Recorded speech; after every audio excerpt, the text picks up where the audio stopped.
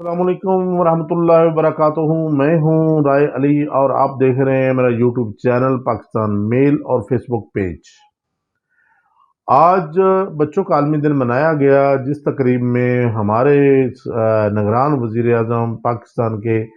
انوار اللہ کاکڑ صاحب تقریب میں موجود تھے۔ انہوں نے تقریب سے خطاب کیا اور کہا کہ ہم پرعزم ہیں بچوں کے عالمی دن کے حوالے سے، بچوں کی فلاح کے حوالے سے، بچوں کے افلاح کے لیے ہم مختلف اقدامات اٹھا رہے ہیں اور انشاءاللہ ہم کامیاب بھی ہوں گے۔ ساتھ ہی انہوں نے کہا کہ میں شرمندہ ہوں کہ جو غزہ کے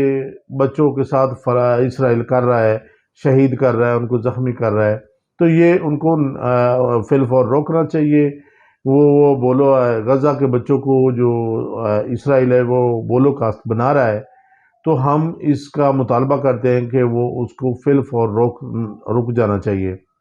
اور پہلے بھی یہ دیکھیں، ہسپتال پہ انہوں نے اٹیک کیا، اسرائیل نے ہسپتال میں بہت سارا نقصان کیا، ہسپتال کے ڈاکٹرز کو شہید کیا گیا، وہاں پر ڈاکٹرز بھی زخمی ہوئے، شہید بھی ہوئے، اور بہت سارے لوگ زخمی اور شہید ہوئے، جو کہ انوار اللہ کاکڑ کا بھی کہنا ہے اور اقوام متحدہ کے جنرل سیکرٹری کا بھی یہی کہنا تھا کہ یہ ہسپتالوں پہ یا بچوں پہ اٹیک کرنا یہ غیر قانونی ہے، یہ قانون کی خلاف ورزی ہے۔ مگر کوئی دیکھے نا، کسی ملک میں کوئی قانون نہیں ہے، اب نہ تو کوئی اور بول رہا ہے، بلکہ امریکہ نے تو صاف کہا ہے کہ جی ہم سپورٹ کریں گے اسرائیل کی، اور بہت ساری چیزیں وائرل بھی ہو رہی ہیں، بہت ساری چیزیں نکل بھی رہی ہیں۔ مگر دیکھتے ہیں کہ اب کس حد تک فلسطین ڈٹا رہتا ہے، کیونکہ فلسطین جو ہے وہ اپنی بات پر سٹل قائم ہے، وہ کہتا ہے ہم انشاءاللہ ان کو کامیاب نہیں ہونے دیں گے۔ بے شک وہ شہید ہو رہے ہیں، کیونکہ جیسے کہ ہمارے سابقہ وزیر اعظم انوار اللہ کاکڑ نے کہا ہے کہ جی وہ اسرائیل جو ہے وہ فوج کے بل بوتے پہ سب کچھ کرنا چاہ رہا ہے، مگر انہوں نے کہا کہ فوج کے ساتھ لڑتی ہے، نہ کہ نہتے لوگوں کو مارتی ہے۔ اسرائیل یہ کر رہا ہے کہ وہ نہتے لوگوں پر اٹیک کر رہا ہے اور نہتے لوگوں کو مار رہا ہے، اور بار بار انہوں نے مطالبہ کیا کہ ایسا اسرائیل کو نہیں کرنا چاہیے اور آواز ہر جگہ اٹھنی چاہیے، اور فلسطین اور اسرائیل کی جنگ بند ہونی چاہیے۔ اور دوسرے حصے میں یہ کہنا چاہ رہا ہوں کہ جو 9 اور 10 مئی کا واقعہ ہے، اس میں اس وقت کے مقدمات جو ہیں وہ آج انہوں نے امجد نیازی صاحب کو گرفتار کیا ہے، جو رکن ہیں پی ٹی آئی کے، ان کے خلاف مقدمات تھے۔ امجد نیازی کا یہ کہنا ہے کہ میں نے خود سرنڈر کیا ہے قانون کے انصاف کے لیے، انصاف مجھے ملے گا۔ اور دوسرا انہوں نے جو بیرسٹر خالد نثار ڈوگر ہے برے والا سے، انہوں نے ان کو گرفتار کیا ہے۔ پولیس کا یہ کہنا ہے کہ ہم مختلف خفیہ ذرائع سے ان کا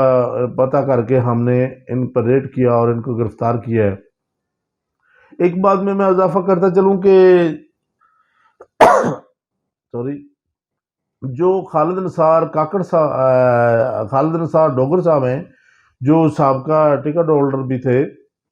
اب پتہ نہیں وہ رہا ہوتے ہیں یا ٹکٹ ہولڈر بنتے ہیں کہ نہیں بنتے، مگر جو پہلے وہ سابقہ ان کے ٹکٹ ہولڈر بھی تھے،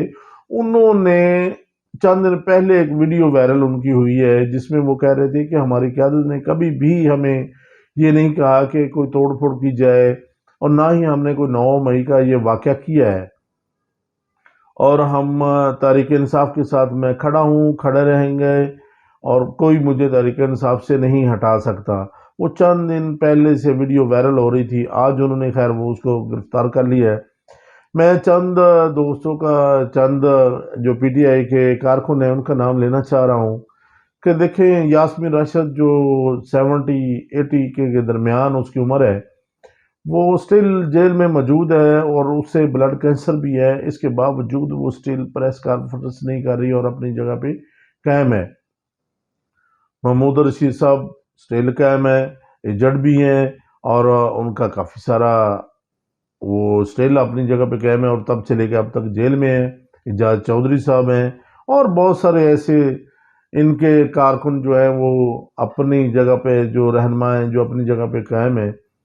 اور اب دیکھتے ہیں کہ الیکشن الاؤنس کیا گیا ہے 8 فروری کو، جو اب سروے ہو رہا ہے اس کے مطابق تو پی ٹی آئی بہت آگے جا رہی ہے۔ اور جو کل کا میرا ولاگ ہے اس میں دیکھیں، جو میں نے بتایا ہے کہ مولانا فضل الرحمان صاحب کے جلسے میں کیا ہو رہا ہے، اور جو بوانا صاحب ہیں وہ ووٹ مانگنے گئے ہیں ان کے ساتھ کیا ہوا ہے، تو اس کے حساب سے تو میرا نہیں خیال کہ یہ الیکشن کی طرف جائیں گے، کیونکہ ادارے بھی پریشان ہیں اور الیکشن کروانے والے بھی پریشان ہیں اور الیکشن لڑنے والے بھی پریشان ہیں کہ یہ قیدی نمبر 804 اندر بیٹھ کے کیا کر رہا ہے۔ اللہ تعالیٰ ہم سب کا حامی و ناصر ہو، اپنے آس پاس کا خیال رکھیے، اللہ نے کے بعد